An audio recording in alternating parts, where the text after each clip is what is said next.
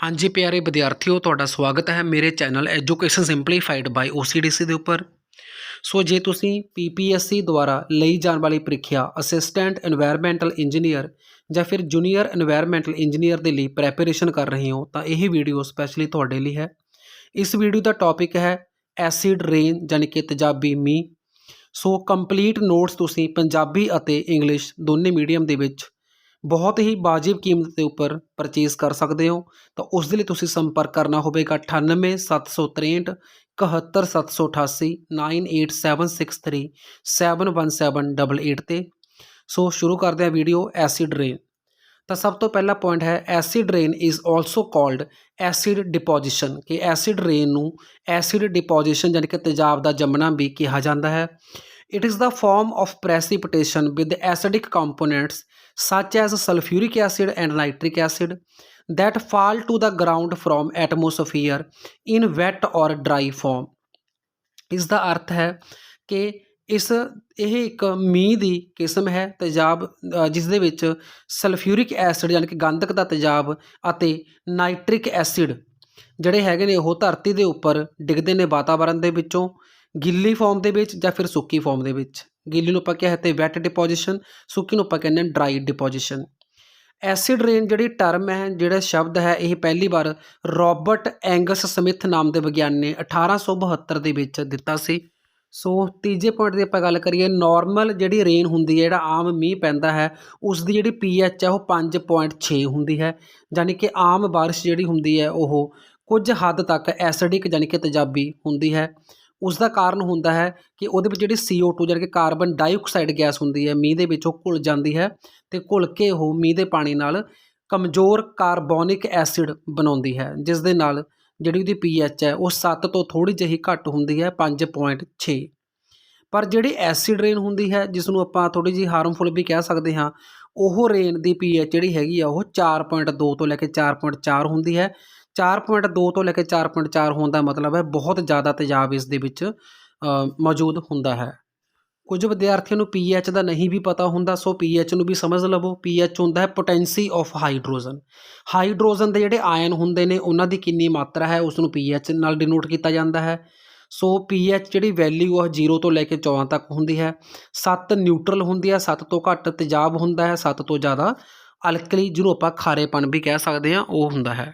Point number 6 ਦੀ ਆਪਾਂ ਗੱਲ ਕਰੀਏ ਤਾਂ acid rain result when sulphur dioxide and nitrogen oxide are emitted into atmosphere and transported by wind and air current. ਮਤਲਬ acid rain ਉਸ ਨਤੀਜੇ ਵਜੋਂ ਪੈਦਾ ਹੁੰਦੀ ਹੈ ਜਿਸ ਵਿੱਚ ਸਲਫਰ ਡਾਈਆਕਸਾਈਡ ਅਤੇ ਨਾਈਟ੍ਰੋਜਨ ਆਕਸਾਈਡ ਜਿਹੜੇ ਹੈਗੇ ਨੇ ਉਹ ਅਮਿਟ ਹੁੰਦੇ ਨੇ ਐਟਮੋਸਫੀਅਰ ਦੇ ਵਿੱਚ ਕਿਸੇ ਇੰਡਸਟਰੀ ਦੁਆਰਾ ਜਾਂ ਫਿਰ ਕਿਸੇ ਵਹੀਕਲਸ ਦੁਆਰਾ, ਜਿਹੜੇ ਆਪਾਂ ਗੱਡੀਆਂ ਕਾਰਾਂ ਮੋਟਰਾਂ ਚਲਾਉਂਦੇ ਹਾਂ ਉਸ ਦੇ ਦੁਆਰਾ। ਅਤੇ ਇਹ ਆਕਸਾਈਡ ਜਿਹੜੇ ਹੁੰਦੇ ਨੇ ਉਹ ਹਵਾਵਾਂ ਦੇ ਦੁਆਰਾ ਟਰਾਂਸਪੋਰਟ ਹੁੰਦੇ ਨੇ, ਮਤਲਬ ਦੂਰ ਦੂਰ ਤੱਕ ਫੈਲ ਜਾਂਦੇ ਨੇ ਵਾਤਾਵਰਨ ਦੇ ਵਿੱਚ। ਸੋ ਨੈਕਸਟ ਕੀ ਆਉਂਦਾ ਕਿ ਵਾਤਾਵਰਨ ਦੇ ਵਿੱਚ ਜਿਹੜੇ ਇਹ SO2 ਅਤੇ ਨਾਈਟ੍ਰੋਜਨ ਆਕਸਾਈਡ ਹੁੰਦੇ ਨੇ, ਇਹ ਪਾਣੀ, ਆਕਸੀਜਨ ਅਤੇ ਹੋਰ ਰਸਾਇਣਾਂ ਦੇ ਨਾਲ ਰਿਐਕਟ ਕਰਕੇ ਸਲਫਿਊਰਿਕ ਐਸਿਡ ਅਤੇ ਨਾਈਟ੍ਰਿਕ ਐਸਿਡ ਬਣਾਉਂਦੇ ਨੇ। ਸਲਫਿਊਰਿਕ ਐਸਿਡ ਨੂੰ ਗੰਧਕ ਦਾ ਤੇਜ਼ਾਬ ਵੀ ਕਿਹਾ ਜਾਂਦਾ ਹੈ ਅਤੇ ਨਾਈਟ੍ਰਿਕ ਐਸਿਡ ਨੂੰ ਸ਼ੋਰੇ ਦਾ ਤੇਜ਼ਾਬ ਕਿਹਾ ਜਾਂਦਾ ਹੈ।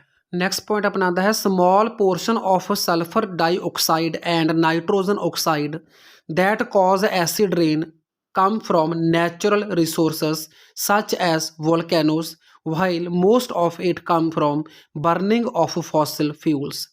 ਕਿ ਜਿਹੜੇ ਸਲਫਰ ਡਾਈਆਕਸਾਈਡ ਅਤੇ ਨਾਈਟ੍ਰੋਜਨ ਆਕਸਾਈਡਸ ਹੁੰਦੇ ਨੇ ਜੋ ਤੇਜ਼ਾਬੀ ਮੀਂਹ ਦਾ ਕਾਰਨ ਬਣਦੇ ਨੇ, ਇਹ ਕੁਝ ਮਾਤਰਾ ਵਿੱਚ ਕੁਦਰਤੀ ਸਰੋਤਾਂ ਤੋਂ ਆਉਂਦੇ ਹਨ ਜਿਵੇਂ ਕਿ ਜਵਾਲਾਮੁਖੀ ਤੋਂ, ਅਤੇ ਬਾਕੀ ਬਹੁਤ ਜ਼ਿਆਦਾ ਮਾਤਰਾ ਦੇ ਵਿੱਚ ਇਹ ਫੋਸਲ ਫਿਊਲ ਯਾਨੀ ਕਿ ਈਂਧਨ ਦੇ ਦਹਨ ਨਾਲ ਹੁੰਦੇ ਹਨ।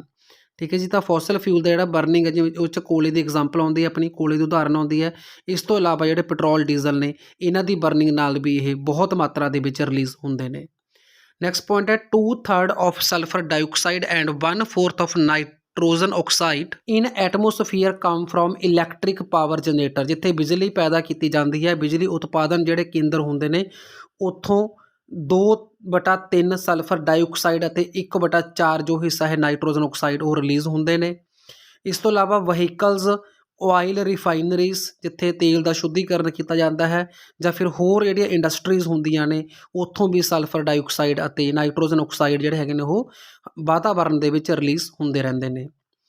ਅਗਲਾ ਪੁਆਇੰਟ 'ਤੇ ਆਪਾਂ ਗੱਲ ਕਰੀਏ ਤਾਂ ਐਸਿਡ ਰੇਨ ਜਿਹੜੀ ਹੈਗੀ ਹੈ that is sulphuric acid and nitric acid formed in atmosphere falling in the form of rain, ਮਤਲਬ ਇਹ ਮੀਂਹ ਦੇ ਰੂਪ ਵਿੱਚ ਵੀ ਆ ਸਕਦਾ ਹੈ, ਸਨੋ ਯਾਨੀ ਕਿ ਬਰਫ਼ ਦੇ ਰੂਪ ਦੇ ਵਿੱਚ ਵੀ ਹੋ ਸਕਦੀ ਹੈ ਐਸਿਡ ਰੇਨ, ਫੌਗ ਯਾਨੀ ਕਿ ਧੁੰਦ ਜਿਹਨੂੰ ਆਪਾਂ ਕੋਹਰਾ ਵਗੈਰਾ ਕਹਿ ਦਿੰਦੇ ਹਾਂ ਉਸ ਦੇ ਰੂਪ ਵਿੱਚ ਵੀ ਹੋ ਸਕਦੀ ਹੈ, ਅਤੇ ਹੇਲ ਯਾਨੀ ਕਿ ਗੜਿਆਂ ਦੇ ਰੂਪ ਦੇ ਵਿੱਚ ਵੀ ਹੋ ਸਕਦੀ ਹੈ। ਸੋ ਇਹਨਾਂ ਸਾਰਿਆਂ ਨੂੰ ਵੈਟ ਡਿਪੋਜੀਸ਼ਨ ਕਿਹਾ ਜਾਂਦਾ ਹੈ।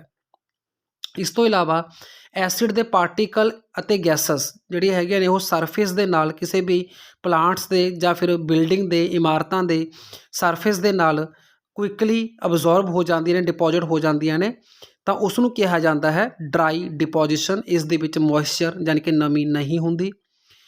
Acid rain has harmful effect on aquatic animals, plants and infrastructure.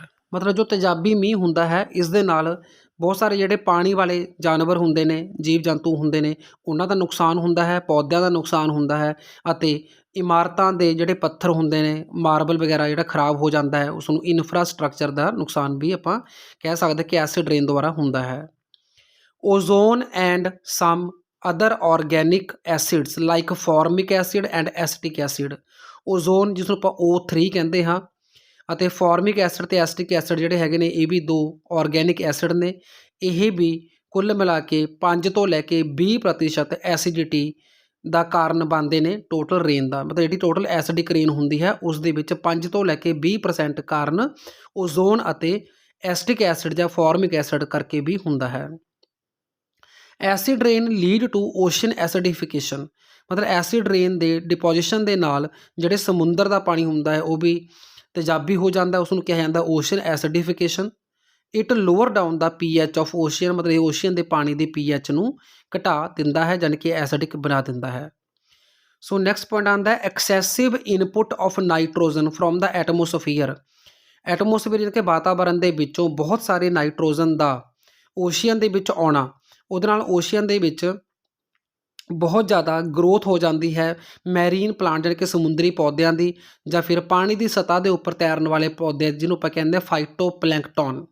Okay, ਤਾਂ ਇਹਨਾਂ ਦੇ ਨਾਲ ਬਹੁਤ ਸਾਰੀਆਂ ਐਲਗਲ ਬਲੂਮਸ ਹੋ ਜਾਂਦੀਆਂ ਨੇ, ਅਤੇ ਓਵਰ ਗਰੋਥ ਕਿਸੇ ਵੀ ਪਲਾਂਟ ਦੀ ਅਗਰ ਉਹਦੇ 'ਚ ਹੁੰਦੀ ਹੈ ਸਮੁੰਦਰ ਦੇ ਵਿੱਚ ਤਾਂ ਉਸ ਨੂੰ ਯੂਟਰੋਫਿਕੇਸ਼ਨ ਕਿਹਾ ਜਾਂਦਾ ਹੈ, ਜਿਸ ਦੇ ਨਾਲ ਬਹੁਤ ਸਾਰੇ ਜੰਗਲੀ ਪਾਣੀ ਵਾਲੇ ਜੀਵਾਂ ਦਾ ਨੁਕਸਾਨ ਹੁੰਦਾ ਹੈ, ਉਹਨਾਂ ਦੀ ਮ੍ਰਿਤਿੂ ਵੀ ਹੋ ਜਾਂਦੀ ਹੈ।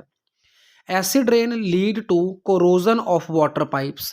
ਐਸਿਡ ਰੇਨ ਦੇ ਨਾਲ ਪਾਣੀ ਵਾਲੀਆਂ ਜਿਹੜੀਆਂ ਪਾਈਪਾਂ ਹੁੰਦੀਆਂ ਨੇ ਉਹ ਖੁਰ ਜਾਂਦੀਆਂ ਨੇ, ਖਰਾਬ ਹੋ ਜਾਂਦੀਆਂ ਨੇ, ਜਿਸ ਕਰਕੇ ਬਹੁਤ ਸਾਰੀਆਂ ਹੈਵੀ ਮੈਟਲਸ ਯਾਨੀ ਕਿ ਭਾਰੀ ਧਾਤੂ ਜਿਵੇਂ ਕਿ ਨਿਕਲ, ਆਇਰਨ ਅਤੇ ਕਾਪਰ ਜਿਹੜੇ ਹੈਗੇ ਨੇ ਇਹ ਡਰਿੰਕਿੰਗ ਵਾਟਰ ਦੇ ਵਿੱਚ ਮਿਕਸ ਹੋ ਜਾਂਦੇ ਨੇ, ਅਤੇ ਇਹ ਹੈਵੀ ਮੈਟਲ ਡਰਿੰਕਿੰਗ ਵਾਟਰ ਦੇ ਨਾਲ ਇਨਸਾਨ ਦੇ ਸਰੀਰ ਵਿੱਚ ਐਂਟਰ ਹੋ ਕੇ ਬਹੁਤ ਸਾਰੀਆਂ ਗੰਭੀਰ ਬਿਮਾਰੀਆਂ ਦਾ ਕਾਰਨ ਬਣਦੀਆਂ ਨੇ। ਸੋ ਅਗਲੇ ਪੁਆਇੰਟ ਦੀ ਗੱਲ ਕਰੀਏ, ਪੁਆਇੰਟ ਨੰਬਰ 18 ਦੀ, ਤਾਂ ਪੁਆਇੰਟ ਨੰਬਰ 18 ਹੈ ਇਨ ਹਿਊਮਨ ਐਸਿਡ ਰੇਨ ਕੈਨ ਕਾਜ਼ ਲੰਗ ਇਨਫਲਾਮੇਸ਼ਨ। ਫੇਫੜਿਆਂ ਦੀ ਬਿਮਾਰੀ, ਫੇਫੜਿਆਂ ਦੀ ਸੋਜ ਹੋ ਜਾਂਦੀ ਹੈ, ਇਨਕਲੂਡਿੰਗ ਅਸਥਮਾ ਯਾਨੀ ਕਿ ਦਮੇ ਦੀ ਬਿਮਾਰੀ ਹੋ ਜਾਂਦੀ ਹੈ, ਬ੍ਰੋਂਕਾਈਟਸ, ਬ੍ਰੋਂਕਾਈ ਜਿਹੜੇ ਹੈਗੇ ਲੰਗਸ ਦਾ ਪਾਰਟ ਹੁੰਦੇ ਨੇ, ਤਾਂ ਇਹਨਾਂ ਦੀ ਇਨਫਲਾਮੇਸ਼ਨ ਦੀ ਸੋਜ ਨੂੰ ਬ੍ਰੋਂਕਾਈਟਸ ਕਿਹਾ ਜਾਂਦਾ ਹੈ। ਐਮਫਾਈਜ਼ੀਮਾ ਸਾਹ ਦਾ ਹੀ ਇੱਕ ਗੰਭੀਰ ਰੂਪ ਹੁੰਦਾ ਹੈ, ਉਸ ਨੂੰ ਐਮਫਾਈਜ਼ੀਮਾ ਕਿਹਾ ਜਾਂਦਾ ਹੈ। Most significant step in reducing acid rain is to control anthropogenic cause. ਜਿਹੜਾ ਐਸਿਡ ਰੇਨ ਹੈ ਉਸ ਨੂੰ ਘਟਾਉਣ ਦੇ ਲਈ ਜਿਹੜਾ ਮਨੁੱਖੀ ਕਾਰਨ ਹੈ ਜਿਸ ਕਰਕੇ ਐਸਿਡ ਰੇਨ ਸਭ ਤੋਂ ਵੱਧ ਹੁੰਦੀ ਹੈ ਉਸ ਦੇ ਉੱਪਰ ਕੰਟਰੋਲ ਕਰਨਾ ਜ਼ਰੂਰੀ ਹੈ। ਉਹ ਕੰਟਰੋਲ ਹੈ ਇੰਡਸਟਰੀ ਅਤੇ ਵਹੀਕਲ ਦੇ ਵਿੱਚੋਂ ਸਲਫਰ ਡਾਈਆਕਸਾਈਡ ਅਤੇ ਨਾਈਟ੍ਰੋਜਨ ਆਕਸਾਈਡ ਦੇ ਅਮਿਸ਼ਨ ਯਾਨੀ ਕਿ ਨਿਕਾਸੀ ਨੂੰ ਰੋਕਣਾ। ਲਾਸਟ ਬਹੁਤ ਇੰਪੋਰਟੈਂਟ ਪੁਆਇੰਟ ਹੈ ਰਿਐਕਸ਼ਨ, ਜਿਹੜੀ ਪੇਪਰ ਦੇ ਵਿੱਚ ਪੁੱਛੀ ਜਾ ਸਕਦੀ ਹੈ ਕਿ ਐਸਿਡ ਰੇਨ ਜਿਹੜੀ ਹੈ ਮਾਰਬਲ ਨੂੰ ਕਿਵੇਂ ਖਰਾਬ ਕਰਦੀ ਹੈ। ਸੋ ਮਾਰਬਲ ਦਾ ਫਾਰਮੂਲਾ ਹੁੰਦਾ ਹੈ ਕੈਲਸ਼ੀਅਮ ਕਾਰਬੋਨੇਟ CaCO3, ਇਸ ਤੋਂ ਭਾਵ ਹੈ ਸੋਲਿਡ ਫਾਰਮ, ਪਲੱਸ ਇਹਦੇ ਵਿੱਚ ਸਲਫਿਊਰਿਕ ਐਸਿਡ ਜਿਹੜਾ ਮੀਂਹ ਦੇ ਵਿੱਚ ਪਾਣੀ 'ਚ ਹੁੰਦਾ ਹੈ ਉਹ ਰਿਐਕਸ਼ਨ ਕਰਦਾ ਹੈ, ਤਾਂ ਇਹ ਕੈਲਸ਼ੀਅਮ ਸਲਫੇਟ ਬਣ ਜਾਂਦਾ ਹੈ ਅਤੇ ਨਾਲ ਵਾਟਰ ਅਤੇ ਕਾਰਬਨ ਡਾਈਆਕਸਾਈਡ ਗੈਸ ਬਣ ਜਾਂਦੀ ਹੈ। ਸੋ ਇਹ ਸਨ ਵੀ ਬਹੁਤ ਹੀ important points related to your acid rain topic, ਯਾਨੀ ਕਿ ਤੇਜ਼ਾਬੀ ਮੀਂਹ ਅਤੇ ਫੋਟੋਕੈਮੀਕਲ ਰਿਐਕਸ਼ਨਸ। ਉਮੀਦ ਕਰਦਾ ਇਹ ਵੀਡੀਓ ਤੁਹਾਨੂੰ ਪਸੰਦ ਆਇਆ ਹੋਵੇਗਾ, ਅਤੇ ਇਸ ਤਰ੍ਹਾਂ ਦੇ ਕੰਪਲੀਟ ਨੋਟਸ ਤੁਸੀਂ ਪਰਚੇਜ਼ ਕਰ ਸਕਦੇ ਹੋ। ਬਹੁਤ ਹੀ ਵਾਜਿਬ ਫੀਸ ਤੁਸੀਂ ਉਹਦੇ ਲਈ ਦੇਣੀ ਹੋਵੇਗੀ। 9876371788 ਸੰਪਰਕ ਕਰਨਾ ਹੈ ਤੇ ਮੌਕ ਟੈਸਟ ਦੇ ਲਈ ਤੁਸੀਂ ਮੇਰਾ ਐਪ ਡਾਊਨਲੋਡ करना बिल्कुल ना भूलो जो तुसी देख रहे हो और ये OCDC एजू पॉइंट। कोई भी सपना साकार करने के लिए सबसे जरूरी है सही कोच का होना। चुनिए OCDC एडू पॉइंट को और करें अपने medical and government job exams का सपना साकार। Download the app now.